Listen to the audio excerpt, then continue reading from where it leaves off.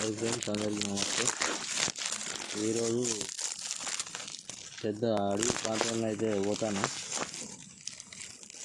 ఇక్కడ పులులు, సింహాలు, పాములు అన్నీ ఉంటాయట.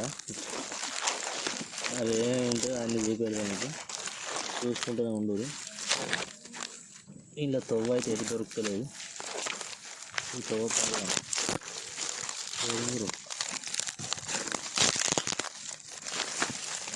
బాధపడకి రవ్వడు ఎక్కడ ఏమి ఉండేది తెలియదు.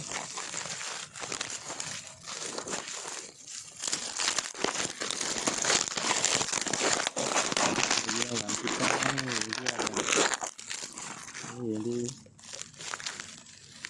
ఏంద్రో ఇది చిత్రంగా ఉన్నాయి.